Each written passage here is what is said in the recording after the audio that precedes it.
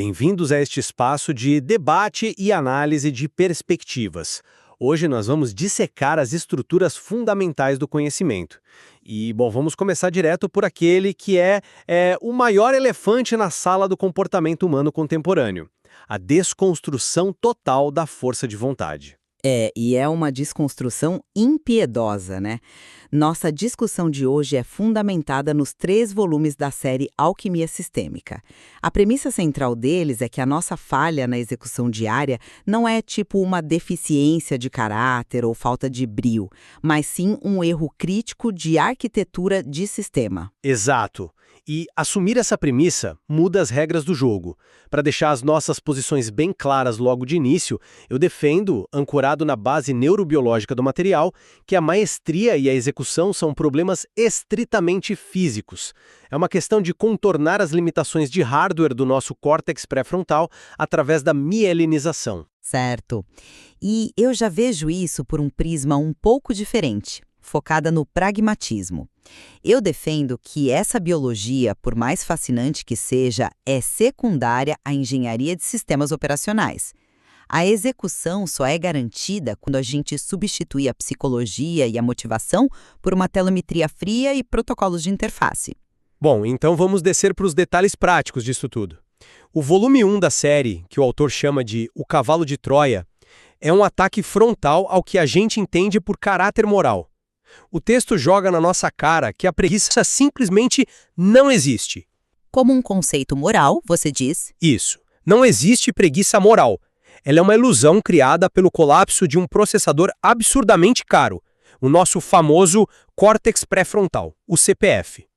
Quando você tenta, ter aquela força de vontade para focar, você está basicamente tentando rodar um software pesado de renderização num hardware que já entrou em modo de economia de energia.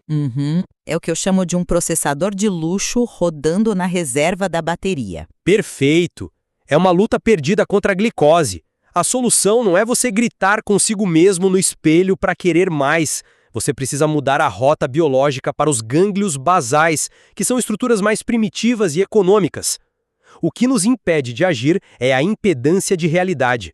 A pura resistência elétrica nas sinapses. É física, entende? Olha, eu venho de uma direção diferente nisso. Eu não nego a limitação biológica. O custo energético é um fato. Mas o que eu acho mais incrível no volume 1 não é a biologia em si, mas a aplicação que ele faz da codificação preditiva e da teoria do fitness do Donald Hoffman. Ah, aquela ideia de que não enxergamos o mundo real. Exatamente, nós não vemos a realidade física como ela é. Nós vemos, ícones de sobrevivência. Pensa na área de trabalho do seu computador. Aquele ícone azul não é a realidade do disco rígido. É só uma interface gráfica para você não fritar o cérebro lidando com transistores, né? Sim, a interface esconde a verdade para garantir que a gente consiga operar a máquina. Pois é, e o cérebro faz igualzinho. Se o seu sistema preditivo calcula que uma tarefa vai ter um custo metabólico altíssimo, o sistema trava de propósito. Ele altera sua percepção visual e emocional e transforma aquele ícone inofensivo de um relatório em uma ameaça mortal. A saída, para mim, como engenheira de sistemas operacionais aqui, não é só esperar o corpo se adaptar, é reconfigurar o sinal de clock e aplicar protocolos para forçar a atualização dessa interface de sobrevivência. Para hackear isso, a gente precisa entender o travamento na prática, né?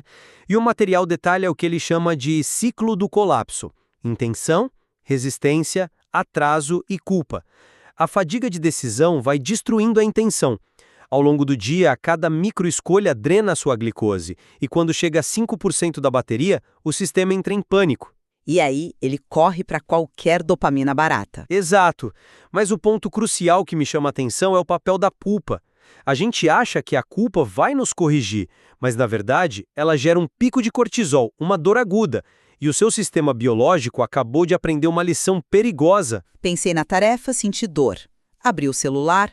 A dor passou? Justamente. A culpa age como um reforço negativo perfeito. Ela ensina o cérebro a ser ainda mais rápido em fugir daquela tarefa da próxima vez. O sistema superaqueceu e encontrou a rota de fuga termodinâmica mais eficiente. É uma mecânica perversa, não dá para negar, mas veja como a codificação preditiva explica esse atraso de forma sistêmica. A procrastinação não é só um vazamento de energia, sabe? Ela é um filtro de proteção evolutiva perfeito. O sistema oculta a clareza de propósito para te salvar do gasto calórico. De repente, arrumar a gaveta parece uma prioridade de vida ou morte. O modelo preditivo sabotou você por prevenção. Eu entendo perfeitamente porque você pensa assim, e essa ótica de software é ótima. Mas deixa eu te dar uma perspectiva diferente e fazer uma provocação. Manda. Se é só um problema de interface psicológico, um erro de leitura do software, por que a resistência se manifesta como uma letargia física tão dolorosa? Nós não podemos ignorar que a biologia impõe um limite termodinâmico.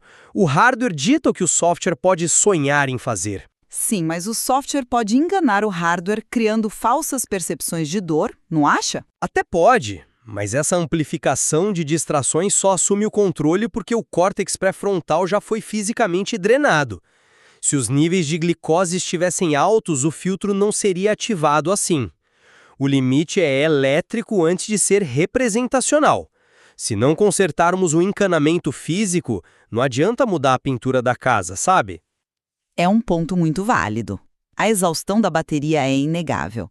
E isso nos leva direto para o Volume 2 da série, o protocolo de kernel. Porque se o sistema entra em colapso para poupar energia, a gente precisa reinstalar o sistema operacional base.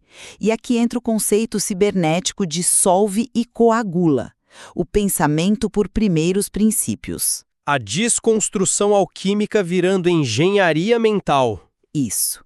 Você precisa desinstalar os hábitos antigos de forma bem violenta, dissolver a tarefa até a carga intrínseca dela, os átomos, e arrancar fora todas as muletas e a tal da carga cognitiva estranha. Dá um exemplo prático dessa carga cognitiva estranha para quem está ouvindo. Imagina tentar estudar com 15 abas abertas no navegador e o celular vibrando do lado. O cérebro gasta mais energia administrando esse caos ambiente do que processando o texto. O Solve Coagula exige que você dissolva isso. Fecha 14 abas, esconde o celular. O objetivo é instalar um driver de baixo nível que seja tão enxuto que não acione os alarmes de custo biológico. E eu pego essa sua deixa da reconstrução do coágula e argumento que ela é literal e anatômica. Acontece através da mielinização deliberada. A gente isola fisicamente a fiação do cérebro. Vias neurais não treinadas são como estradas de terra esburacadas.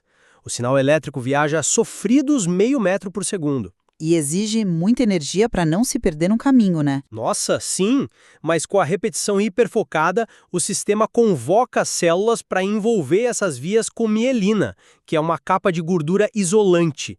Quando a via está mielinizada, o impulso atinge até 150 metros por segundo, um salto astronômico. O objetivo é alcançar o silêncio neural através do agrupamento de ação, o Task Bracket, que a Anne Graybiel documentou tão bem. Onde o cérebro funde uma sequência num bloco único? Exatamente. No nível da maestria, o córtex consciente só dá o gatilho inicial e registro final. A execução em si é assumida pelos gânglios basais em absoluto silêncio. A atividade que queima a glicose simplesmente desliga. É a passagem da mística para a física elétrica. Essa largura de banda é o sonho de qualquer engenheiro. Mas você já parou para pensar que a biologia é estruturalmente cega? A mielina não tem bússola moral. Ela não sabe se está isolando uma rota brilhante de um pianista ou um hábito péssimo de ficar 3 horas rolando o feed numa rede social. É verdade. A neuroplasticidade é neutra. Ela só reage à repetição. E esse é o calcanhar de Aquiles da sua tese biológica. Se você não aplicar uma poda cirúrgica aos estímulos e não configurar um sinal de clock externo implacável, você vai mielinizar as rotas erradas. Você vira um mestre em operar a 150 metros por segundo no erro absoluto. O hardware precisa da diretriz pragmática do engenheiro. Justo. Ponto concedido. O que nos empurra direto para o volume 3, o protocolo de execução. Vamos supor que a fiação está certa, o motor é perfeito. Por que no campo de batalha as pessoas ainda travam na hora H? Entramos na operação em tempo real. E a maior ameaça aqui é a latência de ativação. Aquele relógio infernal entre a intenção e a primeira ação. O intervalo da morte. A regra é clara. Se o tempo entre a intenção e o movimento passar de 60 segundos, o seu córtex pré-frontal desperta. E ele não desperta para ajudar. Ele começa uma negociação de contrato, te vendendo conforto como se fosse sobrevivência. O bypass dessa latência precisa acontecer antes do advogado interno começar a falar. Segundos que a minha perspectiva se consolida de vez. É aqui que a telemetria massacra a psicologia. O volume 3 não pede para você se sentir motivado. Ele pede os seus logs de erro. Ele é frio.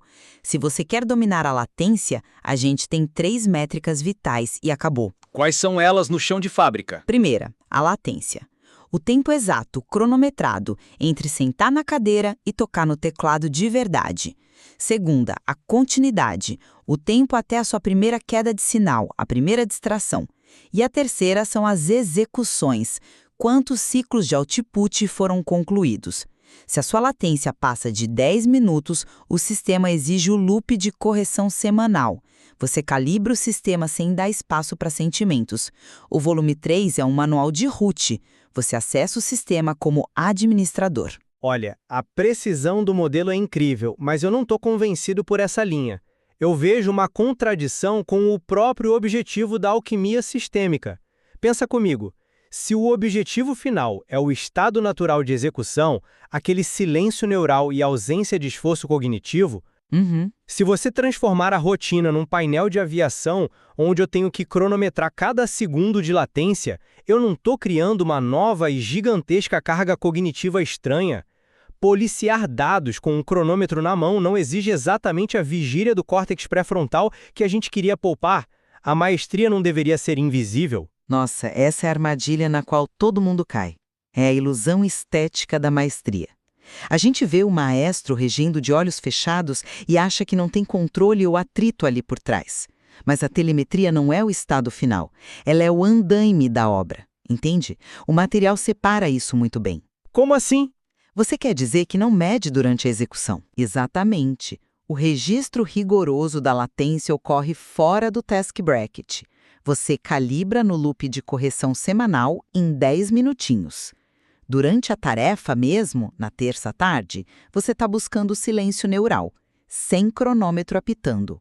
Mas você só consegue relaxar nesse silêncio se a sua mente profunda souber, por dados prévios, que o sinal de clock está calibrado. A invisibilidade é sustentada por uma infraestrutura de ferro nos bastidores. Senão, os maus hábitos legados aproveitam a brecha. Tá, devo admitir que isso é muito bem arquitetado. Essa separação tática resolve, de fato, o conflito da sobrecarga que eu apontei. Bom, caminhando para a nossa conclusão, a perspectiva que eu tiro dessa análise é que a maestria real é matematicamente inversamente proporcional ao esforço consciente. Perfeito. Quanto menos esforço inútil, melhor. É uma subversão brutal da nossa cultura do suor heróico. Quanto menos você tenta queimar a glicose brigando com intenções, mais o seu hardware profundo opera em eficiência máxima, naqueles 150 metros por segundo. É o fim da mística motivacional e o triunfo da física elétrica do cérebro. Do meu lado, eu resumo dizendo que o material desmistifica o sucesso de forma incômoda. Fica claro que a excelência não é dom inato nem alinhamento astrológico. É gerenciamento de recursos finitos e compilação de código puro e simples. A biologia é a máquina potente que você defende, sim, mas o código executivo é o que diga para qual rodovia ela vai acelerar. A verdadeira pergunta para o ouvinte não é se ele achou a teoria da mielina bonitinha. É se ele vai fazer alguma coisa com isso. Exato. É se a pessoa tem a brutalidade tática necessária para desinstalar seu próprio sistema operacional corrompido, arrancar as noletas emocionais e aplicar os protocolos até o fim. E é um ponto de convergência absoluto entre nós duas, que é a advertência final do volume 3. O entendimento passivo não altera o código. Compreender intelectualmente essa teoria maravilhosa não diminui a sua latência nem 1/10 de segundo amanhã de manhã. Os gânglios basais são blindados contra debates filosóficos. Eles só aprendem pela execução no mundo físico. O manual escancarou as regras, mas agora o leme, pertence ao operador. Pois é, não tem mais onde se esconder. O diagnóstico foi feito, a falha de arquitetura mapeada e a telemetria está pronta na gaveta. A desculpa de que você precisa estar inspirado para agir foi incinerada. O console do sistema está aberto, só esperando os novos comandos. A questão estrutural que fica, voltando lá ao cenário do nosso início, não é mais sobre o carro ou o computador travado. Nós já sabemos exatamente qual é a resistência elétrica que impede o seu movimento. O mistério acabou. Então você vai continuar gastando a sua vida pisando no acelerador de um processador superaquecido ou vai ter a coragem de iniciar hoje o hard reset para reconfigurar a sua arquitetura basal? A escolha, no fim das contas, recai inteiramente sobre você. As ferramentas estão na mesa. A execução no escuro é a única métrica que restou para contar a história. E com essa provocação, encerramos mais esta análise rigorosa aqui no nosso espaço. Continuaremos a investigar os sistemas invisíveis que moldam a realidade. Até a próxima!